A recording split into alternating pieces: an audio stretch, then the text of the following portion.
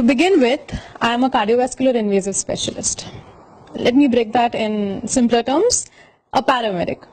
So as the name suggests, my profession, it exposes me to dealing with patients suffering from heart attack on a daily basis and handling situations where it's an emergency. If you ask me what's the best moment of my life, I wouldn't waste a minute and tell you about those moments after having saved someone's life. Because I've seen many, and there have been plenty of people that I have lost count of now.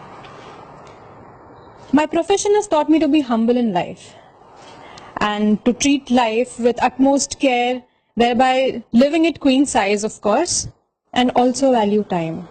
Because time matters. It matters a lot. Because I've seen people die within seconds, and I've seen people come back to life from the deathbed. My father being one of those. My profession also involves having interpersonal relationships with the patients. And I'm a very awful speaker, terrible speaker. I can't complete my sentences. But I feel privileged because I'm always eager to lend my ears. That makes me a listener, and there have been so many stories told to me by my patients that I feel like a Pandora's box already. There was one such patient that I had 2.5 years ago who left me with an unexpected lesson. He was wheeled into my department for an angiogram, and after that, there was a major blockage in one of his major arteries. While the cardiologist was convincing and counseling the relatives about the recuperations of the blockage and you need to get it treated, this person, this old man, he called me by my name. I had spoken to him before the procedure, so he called me by my name and he asked me, "Amina, what do you do when you're not working?"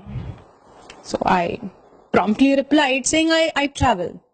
So there was a look of concern on his face, and he asked me, "Do you also travel solo?" I was quick at my response. I said, "Yes, I love solo traveling."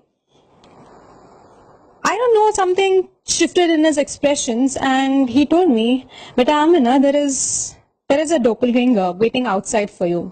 I didn't quite understand what he was trying to say, and when he registered the confusion on my face, he told me, "My daughter, she's exactly like you and she loves solo traveling. So I would love to see you guys talk and, share your experiences." After that, we began with the procedure of angioplasty and the blockage was almost cleared. Now, my being a paramedic, we have to have a constant look on the blood pressures and the ECG. So I noticed a slight variation. Even a slight variation means something's wrong with that particular area of the heart. And I notified my doctor. While I was notifying my doctor, while I said him, "Sir, there's a change in the ECG," his pressures dropped immediately. And they dropped below 60, which never came up. We did all we could to save him. He crashed right in front of our eyes while talking to us, smiling at us. We had to shift him to the cardiac operation theater. The operation which went on for four hours, it got us hooked because my entire team, we did all we could to save him. Now, while he was shifted, I and my cardiologist, we had to counsel the relatives. While I was there in the counseling room, while the cardiologist was speaking with the relatives, with the patient's wife and his daughter, something shook me. Half an hour ago, I was supposed to be looking forward to meet her and share my experiences of solo travel with her, but now I was standing here giving her the shock of her life. Something inside me, it died right there in that moment. After the operation was completed successfully, that's what the doctor termed back then. He just said that there was a small artery less than 2 millimeters in diameter, which had created the havoc. After he was shifted in the ICU 1 week later, his parameters were still dicey, The graph went below and then it come high.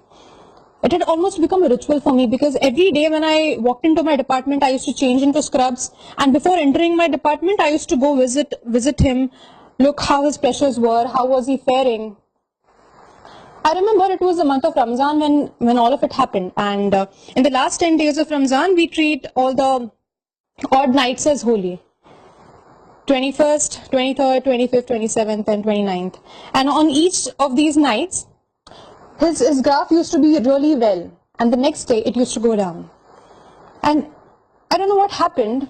Just a day after Eid, it was 3 in the evening. We went there and we looked at him. And the moment we looked at him, we knew he was gone. He was gone with a smiling look on his face. So right there, at that moment, I realized, even though if it's the 21st century, if the medical science has advanced terribly, drastically, God exists. You know your time has come. And you will never know it. When would it be? By hook or by crook.